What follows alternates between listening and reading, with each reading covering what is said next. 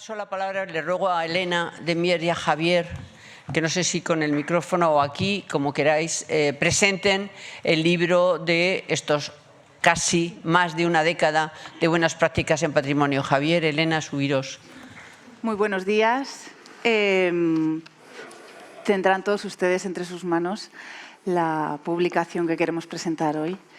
Esta publicación sobre pues eso, más de una década de buenas prácticas en patrimonio cultural y natural, que como verán no es una recopilación exhaustiva de lo que han sido los contenidos de cada una de las buenas prácticas, de las jornadas de buenas prácticas. Pues Hispania Nostra ya hace un intenso trabajo para documentar y recopilar en su página web. La verdad que también hay que reconocer ese esfuerzo, pues eso, detallado, ¿no?, de ponencias, vídeos, fotografías, sino que esta publicación tiene más que ver, pues eso, con ese proceso de reflexión pausada, que así como en un inicio estas jornadas sí tenían un apartado, bueno, pues de conclusiones, ¿no?, pues año tras año se fue viendo que era necesario un poco más de tiempo, pausa, y 11 años después nos hemos puesto a ello. Han sido unos cuantos meses de trabajo de un equipo muy amplio y variado pues eso, de socios de Hispania Nostra y personas vinculadas a participantes en las jornadas, con un primer bloque que tiene más que ver con esa reflexión en torno al propio concepto de buenas prácticas y a la colaboración, esa colaboración imprescindible y necesaria tanto para la gestión como para la recuperación del patrimonio cultural y natural, y una reflexión en torno a los diversos temas que se han abordado en cada una de las jornadas. Insisto, no son cada uno de los temas, los títulos de las propias jornadas de buenas prácticas, pero sí, Javier, por ejemplo, tú has sido el encargado, ¿no?, de la redacción de uno de los capítulos, en concreto el de Educación para el Patrimonio. Y luego todo un anexo más vinculado con los participantes y con los premios Hispania Nostra, que también, bueno, pues se han alimentado de estas jornadas, y las jornadas se han alimentado de los premios, ¿no? También nos parecía importante plasmar y reflejar en esta publicación esa estrecha relación entre los premios Hispania Nostra y las jornadas, este banco, ¿no?, de buenas prácticas. Así que, nada, les animo a que consulten y disfruten de esta publicación, que ambas instituciones pues estamos muy satisfechos con el resultado, porque nuevamente contribuye a estos dos objetivos comunes, ¿no?, tanto de Fundación ACS como de Hispania Nostra, que es conservar y rescatar el patrimonio cultural y natural y difundirlo, ¿no?, fundamental para su conservación. Sin más, te paso la palabra. Muy bien, muchas gracias. Es un placer tener la compañía que tenemos, no solo a este lado, sino a aquel, haber sido precedido por mi compañera, y agradecer a las instituciones que nos reúnen aquí a todos, a tantos amigos y tantos defensores del patrimonio, sobre todo bajo ese paraguas o esa bandera de buscar las buenas prácticas. El ser humano siempre ha buscado las buenas prácticas, también las malas, en paralelo.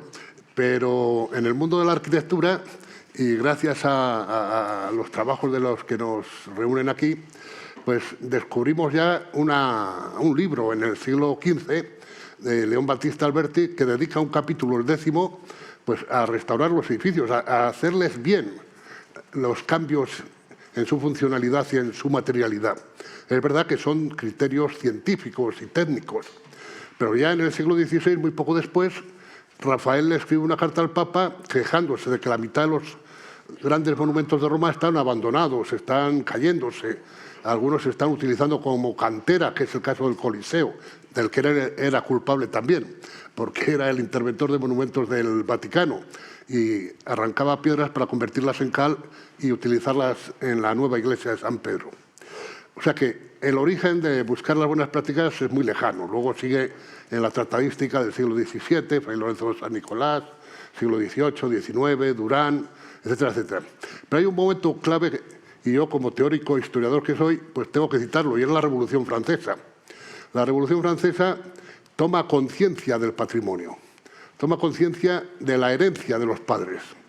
No solo la económica, no solo la que se refiere a las tierras y las propiedades, sino a la herencia de la sociedad. Y que crea el patrimonio nacional de todos los franceses.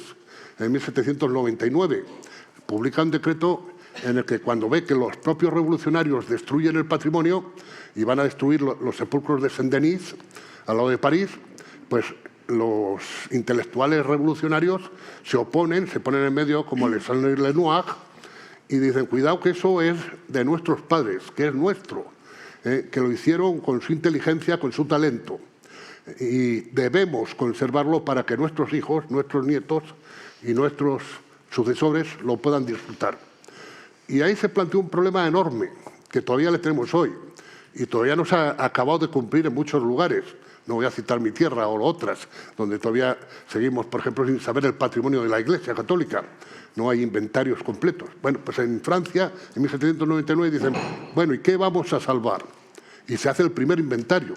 El primer inventario son monasterios y son catedrales, son edificios medievales, góticos, porque estamos en la época de las nacionalidades. Están haciendo Francia, están haciendo España, están haciendo Alemania, están haciendo Inglaterra, más tarde nacerá Italia, después nacerá Portugal, después nacerán todos los países americanos y todos identifican, hacen un inventario de lo que creen que les representa y les identifica mejor. Y así empieza ese inventario. Y una vez que han hecho el inventario, pues surge la pregunta catastrófica. Dice, pues bueno, y todo ya sabemos que queremos guardar, pero ¿cómo lo queremos guardar? Y nacen las teorías de la restauración, las buenas prácticas. ¿Cómo se consigue una buena práctica para restaurar? Y entonces el primero que da el paso, el primero que sabe restaurar edificios medievales es Viollet-le-Duc y la teoría de la estilística francesa. Y Viollet-le-Duc pues, actúa como un arquitecto medieval. Y recuérdense la flecha que se ha quemado en Notre Dame, pues la reconstruye como los arquitectos del siglo XII y del siglo XIII. Y es un emulador del pasado, tratando de alcanzar el conocimiento de aquellos arquitectos medievales. Pero pronto surgen también las reacciones contrarias. Dicen, bueno, esa no es la buena práctica, quizá no sea la más acertada. Y surgen los antirrestauradores ingleses, con William Morris y John Ruskin. Y dicen, mira, mejor no le toques el edificio, déjale que se caiga cuando le llegue la hora. Vamos a conservarlo y como mucho consolidarlo. Y ahí empieza un debate enorme en Europa que dura hasta hoy. Y digo esto ¿por qué? Pues porque les voy a hablar de un cartel del roto que salió hace un año en un periódico del país. Y era un grupo de personas que iban en una manifestación y llevaban un cartel que ponía a los poderosos la crítica les parece exagerada, pero la alabanza les parece siempre escasa. ¿Qué estabais planteando el roto con todo esto? Pues el problema del debate en España y en el mundo científico. En España, el otro día, Javier Cercas entró en la Academia de la Lengua y dijo muy claro, dice, en España no hay debate. No hay debate porque cuando a alguien le criticas, entiende que le estás agrediendo, entiende que le estás socavando sus cimientos. Y ese es un defecto grandísimo que tenemos los españoles. Y por eso estas jornadas, la búsqueda de las buenas prácticas es muy importante, porque permite a los especialistas, a los profesionales debatir, criticar lo que hacen otros. Yo felicito a Hispania Nostra por señalar distintos jurados para conceder los premios y a ACS por permitirlo y apoyarlo, porque no hay una buena práctica única. Todos esos defensores de la unicidad para intervenir en el patrimonio, en mi opinión, y con ese respeto que debo tener siempre, pues no están acertados, están equivocados. Cada monumento, cada elemento, cada circunstancia del propio monasterio en sus diversas partes, en sus distintas características, en sus distintos territorios, con sus distintos usuarios con sus distintos orígenes, exige una práctica distinta. Y no puede haber recetas, no puede haber un vademecum que diga, no, si se cae una pared hay que ponerle siempre cemento o hierro o ladrillos. Es decir, hay que ver cómo se cae, para dónde se cae y de qué manera se hunde. Y habrá que estudiar y tener técnicos especializados. Y esa es la clave de las buenas prácticas, los técnicos especializados, los profesionales. En ACS estamos acostumbrados a ver grandes intervenciones, verdaderas intervenciones en todos nuestros monumentos nacionales. ¿Por qué? Pues porque están muy bien preparados. ¿Para qué? Para conservar los monumentos, pero también para permitir el acceso a todos. Fíjense ustedes, en Suiza y en Suecia, perdón, en Suiza no, en Suecia, se ha declarado la necesidad de que el patrimonio tenga acceso universal. Es decir, que todos los seres humanos que estén discapacitados, que tengan problemas de movilidad, la que sea, por cojera, por razones anímicas, por razones psicológicas, por razones físicas, tienen que tener acceso universal al patrimonio. Y tú dices, bueno, pues es que hay muchas veces que no se puede. Pues bueno, pues los libros de ACS nos demuestran, y los debates de Hispania Nostra nos demuestran, que ya se puede inventar una oruga para bajar a ver el Panteón del Escorial. Y una persona tetrapléjica que no podría bajar de otra manera, por una escalera pequeñísima, es posible que vaya a disfrutar lo que todos disfrutamos. Pero la propia Constitución española, que ya están, digamos, ya está siendo algo más que joven, digamos un poquitín adulta, aunque algunos la discutan mucho, yo creo que no acertadamente, sí en algunos de sus puntos, pero no del todo, pues la propia Constitución defiende la necesidad de que la cultura sea propiedad de toda la sociedad, que la cultura sea democrática. Y si volvemos a las buenas prácticas, tenemos que entender que es una aspiración lógica y social de nuestros profesionales. Hispania Nostra, que se fundó con Europa Nostra en 1963 y después, más tarde, en España, que ha asumido muchos de los documentos internacionales, que ha sabido aplicar el convenio de Faro, porque toda la sociedad local, porque la palabra sociedad es muy engañosa si se utiliza sin precisión, pues que todas las sociedades locales se impliquen en la conservación del patrimonio, creando la defensa, creando el microfunding, creando diversos sistemas para conseguir que continúe, pues gracias a estas sociedades conseguimos mantener nuestro patrimonio. Yo les voy a decir algo escandaloso. En 10 o 15 años el patrimonio del interior de la península va a entrar en conflicto grave de supervivencia. No lo digo solo porque los mayores ladrones de toda Europa y de todo Occidente se están organizando para venir a robarnos nuestras iglesias.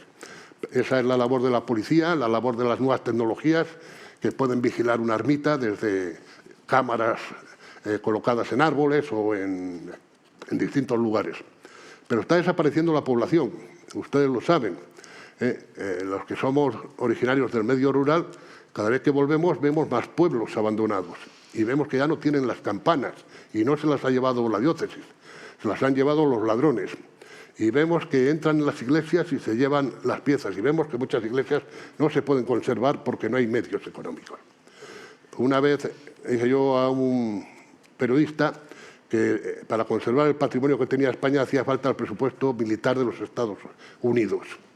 Es tal el patrimonio que tenemos, no olviden que somos el cuarto país del mundo que más patrimonio declarado tiene, pero el segundo que más bienes de interés cultural también tiene declarados, sin contar todos los que están inventariados, que son miles y miles y miles, sin contar todos los conventos y monasterios que cierran todas las semanas, cada semana cierra un monasterio, sin contar la cantidad de curas que fallecen de mayores y de parroquias que quedan abandonadas y sin contar la cantidad de kilómetros y metros cuadrados sin habitantes.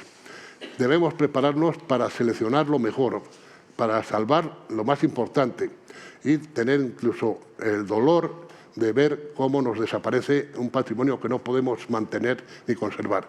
Yo por eso le agradezco muchísimo a Hispania Nostra la invitación a participar y a presentar este libro fantástico que tiene unos capítulos de grandes especialistas, conocedores del patrimonio, conocedores del territorio, conocedores de las técnicas, conocedores de los métodos y de los documentos internacionales, para que entre todos pues se pueda concienciar a la sociedad, que es la gran labor de Hispania Nostra y de ACS, para que se implique otra vez, como dice el convenio de Faro, la recomendación de Faro, a las sociedades locales en esa conservación de ese patrimonio. Y felicitarles a todos por los trabajos, por la selección perfecta de fotografías que ha habido. La maquetación, como ustedes verán, es verdaderamente delicada, verdaderamente cuidada. El libro es muy bonito, muy interesante. Y la pena es no haber podido tener una fotografía de cada premio para poder... en la página web, bien, efectivamente. Bueno, pero ya diciendo lo de la página web, pues me permite decirles que pidamos todos a nuestro gobierno que haga un archivo digital ya de una vez, que se nos están perdiendo millones y millones y millones de páginas creadas por artistas, por diseñadores, por no tener un buen archivo digital que apenas está empezando. Bueno, les animo a todos a leer el libro. Felicito de corazón a ACS y a Hispania Nostra, al colegio por habernos acogido y a todos ustedes por aguantarnos. Muchas gracias por su presencia.